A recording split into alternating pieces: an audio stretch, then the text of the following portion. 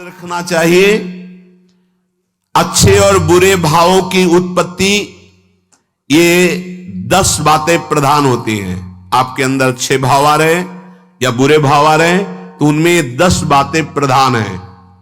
पहला, स्थान। आप कहां बैठे हैं, कहां रह रहे हैं, किस जगह खड़े हैं, आपको स्थान देख करके ही बर्ताव में उतरना है। जैसे मंदिरालय है, आप वहां खड़े होंगे तो तमोगुण अपने आप बढ़ने लगेगा, आसुरी प्रवृत्ति बढ़ने लगेगी। ऐसे ऐसे जिस स्थान पर खड़े होने से, देखने से, बात करने से हमारी वृत्ति बिगड़ रही, उस स्थान का तत्काल त्याग कर देना चाहिए, वहां से हट जाना चाहिए। पहला है स्थान। जैसे सत्संग, यमुना जी का एकांतिक पावन तट, किसी लता के नीचे, किसी संत भगवान के सानिध्य में, अब हमारा ये स्थान भजन वृत्ति बढ़ाएगा। उस व्यक्ति का घर जिसके पास जाने से वासनाएं बढ़ रही, उस स्थान में जहां दृश्य देखने से हमारे अंदर गंदी बातें आ रही, पहला है स्थान। दूसरा है अन्न। बहुत बड़ा प्रभाव अन्न का होता है। अगर अधर्म के द्वारा कमाया हुआ अन्न है तो बुद्धि अधर्म में ही लगेगी। यदि भोजन पकाते समय, रसोई रांधते समय आप विकारात्मक चिंतन कर रहे हैं तो कोई भी प्रसाद पाए उसके अंदर विकार जागृत हो जाएगा। अन्न का बहुत बड़ा प्रभाव पड़ता है। एक बार पूज्य पाद उड़िया बाबा जी महाराज अपने परिकर के साथ भ्रमण में थे तो किसी बड़े धनी मानी ने निमंत्रण दिया, महाराज आज यहीं रुको। तो बाबा ने कहा हम लोग गांव के अंदर नहीं रुकते, तो बाहर कोई वृक्षों का समुदाय, जंगल जैसा, तो उसमें वहां रुके, पर भोजन उनकी तरफ से, भोजन सबने पाया। जब सुबह हुआ तो महात्मा जन, साधक जन एक दूसरे की तरफ देखे और बोले आज तो हमको बड़ा दोष हुआ, गंदा स्वप्न आया और हमारा संयम बिगड़ गया। बोले ये तो हमको भी हुआ, जितने थे सबको हुआ। उड़िया बाबा के समीप गए, बाबा ने कहा अच्छा ऐसा हुआ, ये तो अन्न दोष है, बुलाओ सन्न पवाने वाले को, फिर चलेंगे। बुलाया और बाबा ने कहा बिल्कुल सत्य बोलना, नहीं तो आप जानते हो इतने महात्माओं के संयम को आपने भ्रष्ट कर दिया, सत्य बोलना क्या बात थी। तो उनका महाराज संतान नहीं हो रही थी, सुना था आप बहुत सिद्ध महापुरुष हैं तो आपके परिकर को इसीलिए पवाया, अंदर काम भाव था कि हमारे कामना थी कि संतान उत्पन्न हो, वैसे चिंतन करते हुए बनाया ऐसे। बोले सबका संयम नष्ट कर दिया, होश में, नरक जाने वाली बात मत सोचो। अरे संतों को पवाओ जैसे अपने पुत्र को पवाते हैं, ऐसी भावना करनी चाहिए। आज हो भाग्य तो परिणाम खुद मंगल में निकलेगा। काम भाव से युक्त होकर क्यों बनाया, सब संतों के अंदर विकार पैदा कर दिया। अन्न का प्रभाव पड़ता है, हम जैसा अन्न पाते हैं वैसा। कई बार सुनाया है, सिद्ध महापुरुष पूज्य प्रातः स्मरण श्री बलराम दास जी महाराज झाड़ू मंडल के, यमुना के पावन तट पर ही है, रास मंडल के पास ही, वो अपने एक लता के नीचे बैठे हुए भगवत चिंतन कर रहे थे। अचानक यमुना जिस नजदीक है तो कोई माई स्नान किए हुए निकली तो नेत्रों ने देखा और विकार उत्पन्न हो गया। वयोवृद्ध सिद्ध महापुरुष, उन्होंने कहा आप तो इस शरीर को नष्ट कर दूंगा। शिष्यों ने कहा महाराज ऐसा क्यों? बोले किसी माता के शरीर को देखकर हमारे अंदर विकार क्यों आ गया? ऐसा नहीं, आज तक कभी नहीं हुआ, ऐसा क्यों हुआ? उनका महाराज आपस में सब शिष्यों ने कि कुछ ना कुछ तो खान पान में गड़बड़ी हो गई तभी ऐसा हुआ। बाबा आज परिक्रमा करते हैं वृंदावन की, बाद में आप जो आदेश करेंगे जैसा करेंगे, पहले परिक्रमा। वृंदावन की परिक्रमा का बहुत बड़ा प्रभाव, जब कभी मन आपका ऐसा विक्षिप्त हो, परेशान हो, तत्काल परिक्रमा प्रारंभ कर देना, नाम जप करते हुए। आप देखना परिक्रमा पूरी होते होते शांति हो जाएगी। बाबा ने खूब नाम कीर्तन करते हुए शिष्यों के साथ परिक्रमा दी, मन का विकार शांत हो गया। उनका ऐसा कैसे हो सकता है कि हमारे अंदर विकार आ गया? ये बड़ी सूक्ष्मता का विषय है। कल प्रसाद कहां से आया था? तो उस समय लाड़िले गोविंद देव जी महाराज यहीं विराजमान थे वृंदावन में। बोले तो ठाकुर गोविंद देव जी का प्रसाद आया था। लकुट उठाई, गए वो तो भगवत स्वरूप तस्मित तज्जने भेदा भावात, भगवान और भगवान के ऐसे जनों में भेद नहीं होता, वो भगवत स्वरूप होते हैं। गए और कहा बताओ आपका प्रसाद न पावे तो अपराध लगे कि प्रसाद नहीं पाया, और प्रसाद पावे तो हमारे अंदर काम जागृत हो जाए, हम तो मरे ना दोनों तरफ से। तो ठाकुर जी बात कर रहे थे, दूसरों को नहीं सुनाई दे रहा था। कह रहे थे कि देखो नाराज मत हो, कलकत्ता की वैश्या थी, उसने भोग लगाया, अब उसने भोग लगाया तो हमने चख पाया, तो आपको प्रसाद का किनका लेना चाहिए? किसने कहा था कि पूरा प्रसाद पाइए? जरा किनका ले लेते हो, मधुकरी पाते। हाँ ये बात आपकी मान, तो हमारा तो पूरा विश्व है, कोई भी भोग लगाएगा हम तो पाएंगे, और हमारे प्रसाद की निष्ठा आप सबके हृदय में, तो किनका लीजिए, पूरा मत पाइए। सोचिए, भगवद अर्पित प्रसाद और वृत्ति, भगवान ने आदेश किया किनका पाओ, माधुकरी मांग के खाओ। यहां वर्णन कर रहे, यदि हम अन्न थोड़ा भी हमारे अंदर दूषित चला गया, तो जब कभी ऐसी विकार की भावना हो, आपके अंदर विकार बन रहा है, तो खोजिए। आपने कोई दृश्य देखा है, आपने किसी से बात की है, आपने कोई ऐसा संकल्प बनाया, नहीं, तो फिर भोजन दोष आ गया, अब आज उपवास कर दो। जब तक वो वृत्ति न नष्ट हो तब तक कुछ मत पाना, जल से काम चलाना, तो एक दिन एक पहर अपने आप शांत हो जाएगा। अगर बहुत विकलता हो रही तो नाम कीर्तन शुरू कर दो, भोजन मत पाना, नाम कीर्तन शुरू, बिल्कुल शांति मिल जाएगी, बिल्कुल। और ये तो उदाहरण महापुरुष इसलिए देते कि हम सावधान रहें। हमारे अच्छे भाव या बुरे भाव में ये 10 बातें बहुत प्रभाव डालती हैं। पहला स्थान, दूसरा अन्न, और तीसरा जल। पानी भी बहुत संभाल के, नहीं आजकल तो देखो प्रायः ऐसे दांत से प्लास्टिक नोचेंगे, ऐसे पानी पिएंगे, कब भरी गई, कहां भरी गई, कैसा पानी, बड़ा देखो कैसा हमारे भजन साधन के लिए विक्षेप पैदा होता चला जा रहा है। पहले सुंदर सरोवरों का जल, मतलब 15 वर्ष तो गंगा जल ही केवल पिया है, जो आकाशवृत्ति से मिला नहीं, गंगा जल ही पिया है। कुआं का जल, फिर आया हैंडपैप का जल, अपवित्र होने लगा। हैंडपैप में जो वाशर, अगर वो कहीं चमड़े का पड़ा हुआ है तो अपवित्र जल हो गया। अब हैंडपैप का भी अंतर ध्यान स्वरूप हो गया, अब तो नहीं दिखाई देता। अब रह गया है मोटर से निकले और फिल्टर में जाए, वो मशीन जो फिल्टर करती पानी को, आरओ, उससे। अब वो जिनके पास है तो है, नहीं तो परिक्रमा लगाया हो, आपको पानी पीने को नहीं मिलेगा। देखो कैसा समय आ गया। भोजन, पहले कोई दगाबाजी भोजन में तो नहीं करता था। गांव में जब जिसके यहां दूध बेचा जाता था ना, उसको बहुत लघु दृष्टि से देखा है, गाय माए एक बराबर होती है, ये दूध बेचता है। 10-5 किलो मठा तो आप ऐसे मांग के ले सकते थे, अगर अड़ोस पड़ोस में वो मठा मिल जाएगा।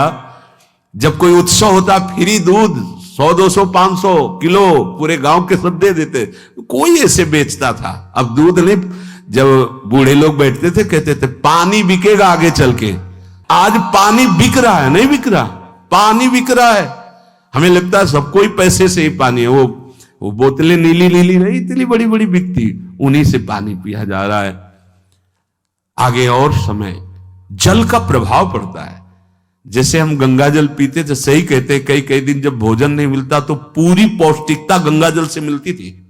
गंगा माता के जल से ऐसा लगता था मानो हम परम पावन अमृत पान कर रहे हैं, सारी पौष्टिकता मिलती थी। कुएं का जल अपने आप में पौष्टिकता से युक्त होता है, जो हमें चाहिए। आज देखो जल की समस्या हो गई, पवित्र जल पीने के लिए हम तरस रहे हैं। कहां है जल और कैसे मिलेगा जल? या तो आप पैसे वाले हो तो आप खरीद करके पीजिए, नहीं तो अब वो जल नहीं है गया कि कुएं से निकाला पी लिया या सरोवर से पी लिया, या कैसा दुर्भाग्य है। जल का बहुत बड़ा योग है साधना में। जैसे स्थान का तो परम पावन वृंदावन धाम, अन्न का तो अब हम भगवत प्रसाद पाते हैं, तो जल का बहुत बड़ा योग है। आज दूषित होता चला जा रहा है, क्योंकि अब हाथ की बात नहीं रह गई है कि आप सुंदर कुआं से जल लें या सरोवर से जल लें या आप नदी से जल लें। हाँ, स्वामी जी के लिए लिखा हुआ है कि रोज यमुना स्नान और रोज यमुना जल ही पान। हमारे वृंदावन के समस्त भगवत स्वरूपों का स्नान यमुना जल से ही होता था, हो रहा है और होता ही रहेगा। बिहारी जी के लिए आज भी कलश में भरकर यमुना जल ही जाता है। वो कपड़ा से ऐसे ढक के, जब हम 2 बजे परिक्रमा देते थे तो एक महाभागवत है, वो किसी को छूते नहीं, दूर से कहते छूना मत, बिहारी जी के लिए जल जा रहा है स्नान के लिए बिहारी जी का। फिर चौथा है आपका परिकर, जहां पर रह रहे हैं वो समुदाय, चाहे परिवार हो या आप समुदाय, वो कैसा है, रजोगुणी है, तमोगुणी है, सतोगुणी है या त्रिगुणातीत भागवतिक है, उसका प्रभाव पड़ेगा। पांचवा है आपका पड़ोस, आसपास वाले घर, जैसा है वैसा प्रभाव पड़ेगा आपके ऊपर। पड़ोस निंदनीय है तो बंधन से युक्त होना पड़ेगा। लंका के पड़ोस में रहने के कारण अगाध महिमा वाले समुद्र को बांध दिया गया, रघुनाथ जी ने पुल बांधा और दंड देने के लिए तैयार हो गए थे सरकार, अग्निबाण संधान कर लिया था, पड़ोस के कारण ही तो ना, पड़ोसी रावण था। इसीलिए आस पड़ोस का बड़ा प्रभाव पड़ता है। फिर अगला है दृश्य, इस पे बहुत सावधानी की जरूरत है। ये मोबाइल भगवान चल गए हैं, बहुत विस्तार से चल गए हैं, अब कोई छोटा मोबाइल रखना नहीं चाहता, सब वो स्क्रीन वाला रखना चाहते, टच मोबाइल। दृश्य से बचो, बच्चों, जवानों, बूढ़ों, सबकी वृत्ति जो माया आकर्षित करती, जो दृश्य हम देखने के लिए अंदर से उल्लसित है, वो मोबाइल में सब है, चाहे भागवतिक और चाहे सांसारिक। तो भाई देख लो, गुण दोषमय संसार है, अगर आप दोष ग्रहण करना चाहते तो दोष ले लो, गुण तो गुण। बहुत बहुत खतरनाक विषय है और बहुत लाभदायक विषय है। किसी संत की वाणी एक बार समझ में नहीं आए, अगर हम 10 बार सुने तो समझ में आ जाएगी, ये लाभदायक है। कभी कोई किसी से बात करनी, पहले जाए तो पोस्ट कार्ड चलते थे, एक कार्ड, वो 15 पैसे का इतना बड़ा वाला आता था, 25 पैसे का बंद वाला लिफाफे में आता था, नीले नीले कागज का 15 पैसे वाला कार्ड, उसमें चिट्ठी जाती थी महीनों में। कभी यहां 1 मिनट में अमेरिका से बात कर लो, कितनी बढ़िया बात हो गई। उसका दुरुपयोग ना करो। अब हमारी इतनी चंचल वृत्ति है कि दुरुपयोग करने के लिए उत्साह बढ़ जाता है। बोले अब सब काम हो गया है, अब एकांत सेवन कर रहे हैं, अंदर से सिटकिनी बंद और मोबाइल भगवान का संग शुरू। 2-4 मिनट सत्संग और अच्छे दृश्य देखे, फिर बगले में वहां सब होता है कि आप बस उसको ऑन कीजिए, फिर जो मनोरंजन शुरू होता है, फिर उपासक मिटिया मेट हो जाता है। ये बहुत सावधानी की बात कह रहे हैं। वैसे हमें लगता है यदि आप कोई बड़े कार्य वाले ना हो तो छोटा मोबाइल रखे तो अच्छा रहता है। तो इसलिए ये एक ऐसा कलयुग भगवान ने रचा है कि बचा पाना बड़ा मुश्किल है। इससे वृत्ति को बचाओ, जो बचा ले गया वो आगे साधना कर सकता है। बहुत सावधान बच्चों। हमें लगता है यदि आपका मन चंचल हो, आपके शासन में ना हो, तो स्क्रीन वाला मोबाइल अपने माता पिता को दे देना चाहिए। और हम कहते रखो, छोटा वाला रखो, कभी कोई आपत्ति विपत्ति या सूचना देनी हो, बढ़िया काम करता है। जरूरी नहीं है इतना बड़ा लेके चलना। हाँ, अगर आपको बहुत राजकीय विभाग के कार्य हैं तो बात अलग है कि कौन सी सामान कहां कैसे, तो वहां से वीडियो भेज रहा है, वो चेक कर रहा है, यस हाँ ठीक है अब चलाओ। अपने को क्या काम है? सत्संग अगर सुनना है तो सत्संग सुनने के अलग यंत्र आते हैं, चला दे उसमें, वो इतनी बड़ी लगती है उसमें चिप, पेन ड्राइव ऐसे लगा दो और सत्संग सुनो। जरूरी वो दृश्य वाला रखो।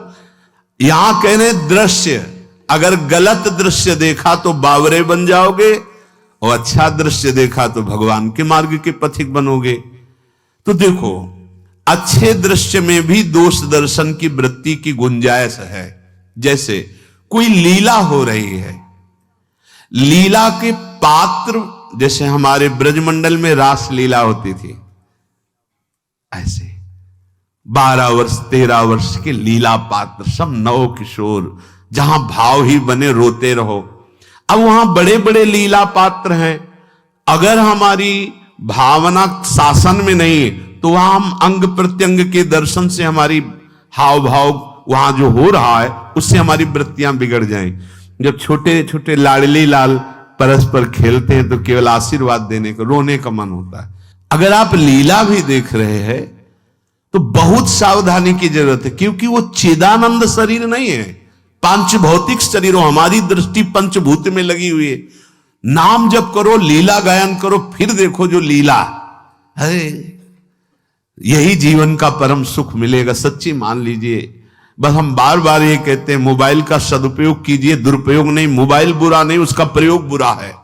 दृश्य और साहित्य, वैसे ही मनोवृत्तियां फिसलने वाली हैं, और जब ये आ गया कि फिसलाने में कितना लाभ है तो हानि, ऐसा कोई साहित्य और आलोचना, ऐसी कोई वार्ता ना करे जिससे हमारे अंदर गंदे भाव आवे।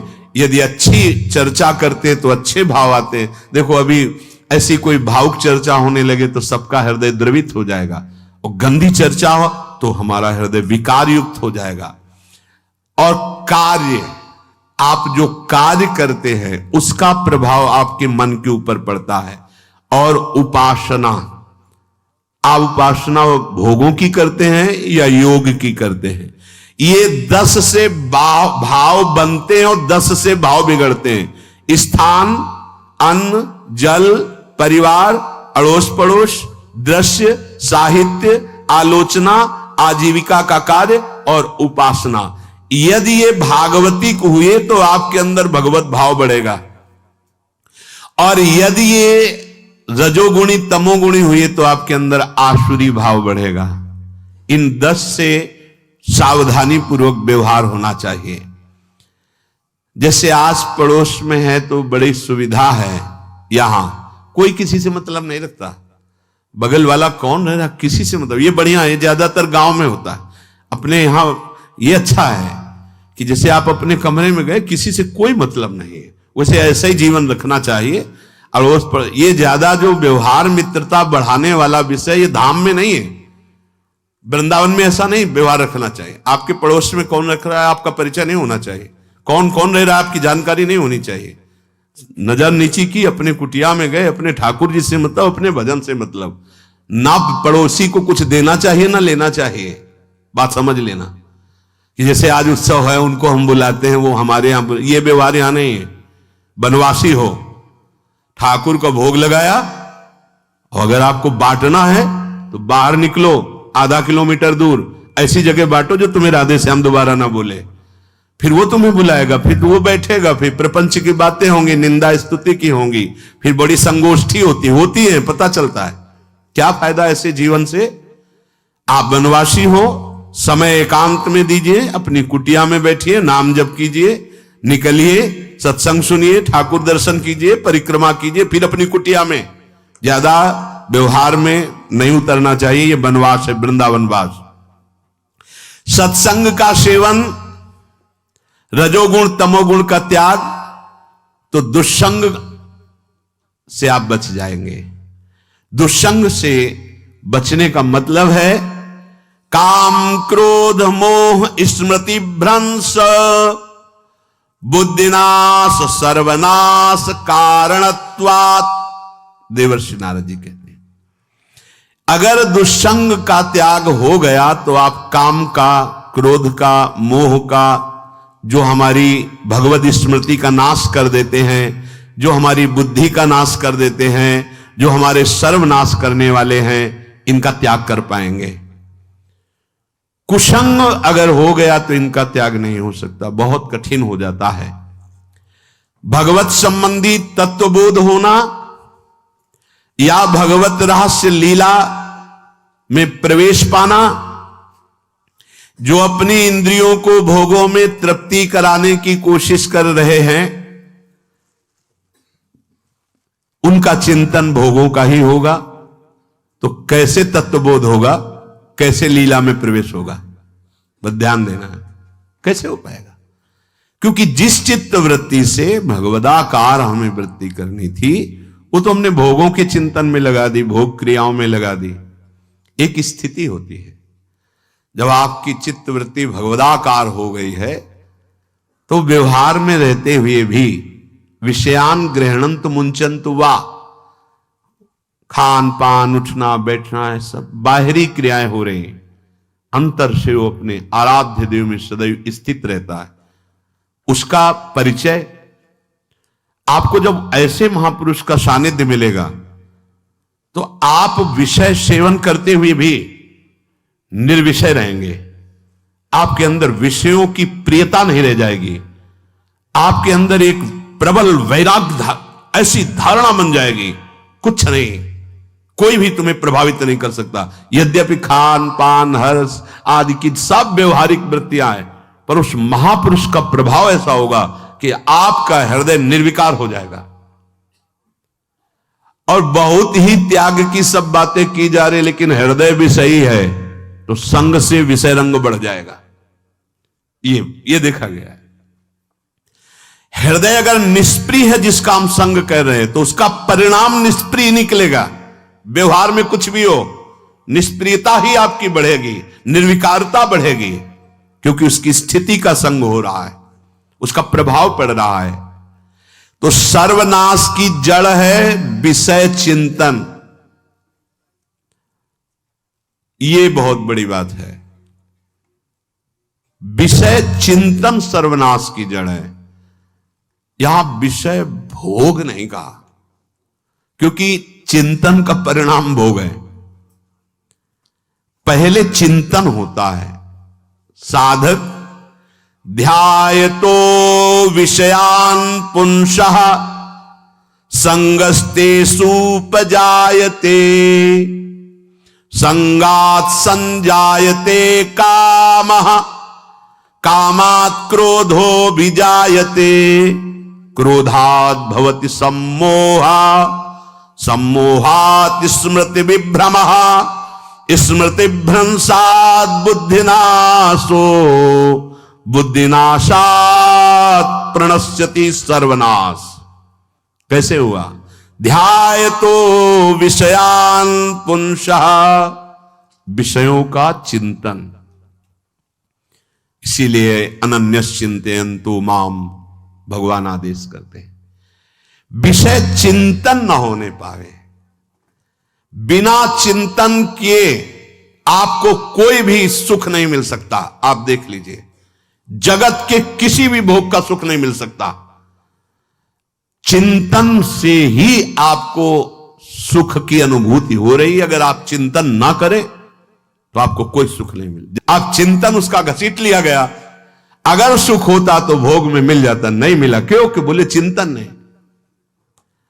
किसी को किसी गाढ़ विषय के चिंतन में फंसा दे, फिर उसके सामने भोजन रखे, खीर में नमक डाल दे, सब्जी में चीनी डाल दे और गाढ़ विषय में फंसा दे।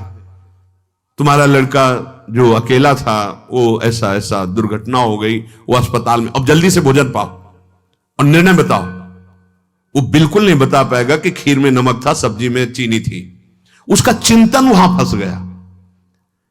अगर ऐसे चिंतन हमारा प्रियाजू में फंस जाए तो संसार के सब क्रियाएं होते हुए भी वो परमहंस है, वो विदेह है।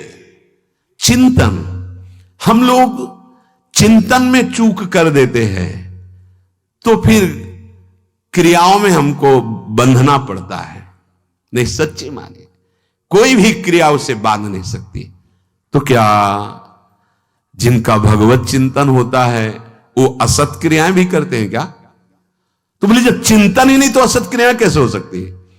पहले क्रिया के असत चिंतन होता है। आप देखना, कोई भी कार्य पहले चिंतन होता है। इसीलिए यहां कह रहे हैं ध्यायतो विषयान पुंसा संगस्तेषु उपजायते। पहले, सबसे पहले विषय का चिंतन होता है। अगर विषय का चिंतन ना होने पावे तो आपको कोई फंसा ही नहीं सकता भोग, कोई भी भोग नहीं फंसा सकता।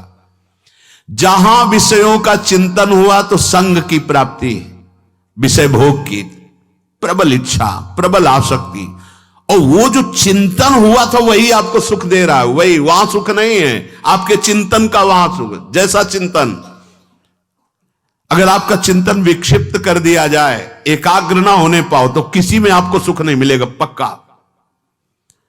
अगर वही चिंतन सावई मना कृष्ण पदार विंदे हो तो कोई सुख है। गोपी जनों के पति भी हैं, पुत्र भी हैं, पूरे परिवार की सेवा करती हैं, और बड़े बड़े परमहंस उनकी चरण रज वंदना करते हैं। क्यों? क्योंकि उनका चिंतन भगवान का हो रहा है। एक भी वृत्ति शरीर चिंतन में नहीं, बलिहारी है। मुरारी पादार्पित चित्त वृत्ति। विषयों के चिंतन से विषयों में आसक्ति पैदा होती है। आसक्ति से विषय कामना की प्रबलता और क्रिया होती है, और क्रिया में बाधा पड़ने से क्रोध पैदा होता है। क्रोध से मूढ़ता छाती है, मूढ़ता से स्मृति भ्रमित हो जाती है, स्मृति भ्रंश से बुद्धिनाश होता है, और बुद्धिनाश ही सर्वनाश है। इसलिए चित्त का निरंतर अधिक समय तक सावधानी पूर्वक भगवन नाम में, भगवत लीला में, आप सब भगवत कृपा पात्र जन है, चिंतन न बिगड़ने पावे। होता क्या है कि क्रिया से तो हम सावधान है, समाज है,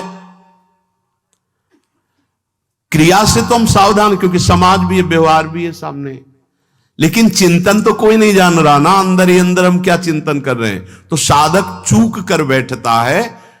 देखो, बाहर चूक होगी तो उसका प्रायश्चित हो ही जाएगा, चार लोग निंदा करेंगे, पिटोगे, अपमानित होगे, प्रायश्चित। लेकिन अंदर जो हमारा गलत चिंतन हो रहा, पूरा का पूरा अंदर हृदय मलिन कर देगा। हमें उस बात का प्रायश्चित भी नहीं होगा, हमें जलन भी नहीं होगी कि हम गलत चिंतन कर रहे हैं, क्योंकि सावधान नहीं है। खास बात साधना में चिंतन संभालने की है।